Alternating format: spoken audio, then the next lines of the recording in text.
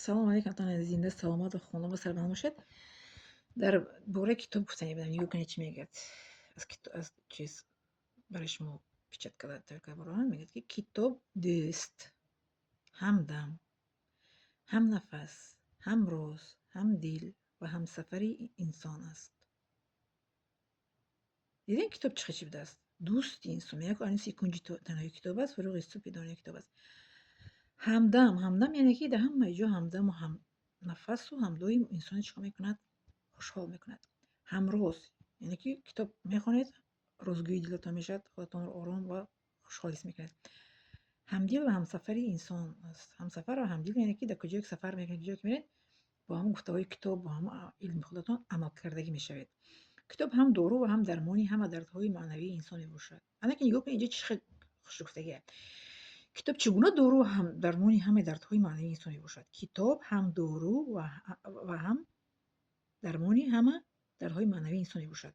نگاه کنید آدم کتابخوان و آدم باسواد علمدار هیچگاه به دزدی دست نمیزند، زینوکار نمیشود، فاحشه نمیشود. خواه زن خواه مرد، کسی کتابخوان باشد که کتاب دوستدار باشد هیچگاه به یگان کاری ناشایان دست نمیزند.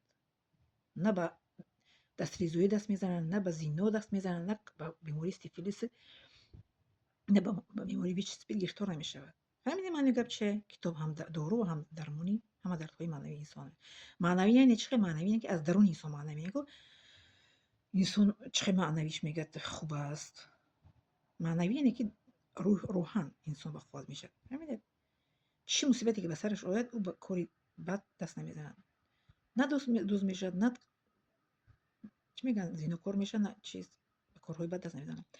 خب کتاب گنجی است که در آن همه معنی‌های درک زندگی نهفته است. عجیبه؟ نهفته یعنی که پنهان شده است. یک کتاب گنجی است یعنی که بویگری است که در آن همه معنی‌های درک زندگی در درون همون کتاب میگه همه معنای زندگی پنهان شده است. نهفته یعنی که پنهان شده است. وقتی کتاب میخونیم که خبر میشیم به مانند چی؟ مثلا من کتاب‌های صدر نینی وقتی خوانده بودم درباره فئودالی چگونه در بخارا انسان‌ها رو جبر ستم میدادن، چه آدم‌ها رو مثل که زنها رو نمیگذاشتن که تعلیم گیرند، تگی فرنجی میگشتن یا که بچه ها رو در مدرسه میزدن، تنارشون رو پاره پاره میکردن. ببینید معنی چی است؟ سوی چیزی که در اون نیفته است از خود میکنید. کتاب حکمتی است که از آن همگان بهره میگیرند و راه زندگی خود رو مییابند. فهمیدید کتاب چی است؟ ببینید وقتی که انسان کتاب حکمتی است. حکمت یعنی که چیزی که میفهمند و انسان دانایی آدم دانا میکند، همگان بهره میگیرند. بهره یعنی برای زندگی یک مثالی میگیرید برختان راه زندگی خود رو مییابند. یعنی که انسان وقتی کتاب رو خوان میدونه که در کجا چگونه خود رو چگونه با آدما نشان دهد. کتاب آینه است که انسان تمام کمبودی های خود رو اصلاح کرده میتواند. عجیب دیده؟ کتاب آینه یعنی کتاب رو وقتی که انسان خواندگی باشد که در هر جا گپای هرزگویی نمیکند، سفسدگویی نمیکند، گپ رو فکر کرده گفتی تاجیک خویده بد گپ میزند. میگه که سخن دانسته گوی تا دوست را دشمن نشماری. یکی را صد مگو، یکی را صد مگو، صد را یکی گوی. یعنی که یک کلمه از یک کلمه نکنه، فتنه اندازی نکنه، مثلا گپ بر گپ بیاری نکنه، کوتاه کرده یک تا بگو که نمیدانم تمام. کتاب آینه است که انسان تمامی کمبودی خود را اصلاح کرده میتواند. خب اصلاح کرده میتواند یعنی که همه کمبودی انسان در حیاتش اصلاح کرده میتواند. انسان کتابخوان گفتیم که دو روز رهزن غر یگانش نمیشود. کتاب خزینه است که تمدن و معرفت ملت ما و تمام کائنات در صفحه های او نهفته است. کتاب این خزینه است یعنی که بویگری است که در آن همه فرهنگ و تمدن و مدنیت و معرفت فرهنگ ما در آن چی است؟ پنهان کرده شده است و در آن جای داده شده است. همین معنی گپ چی است اینجا؟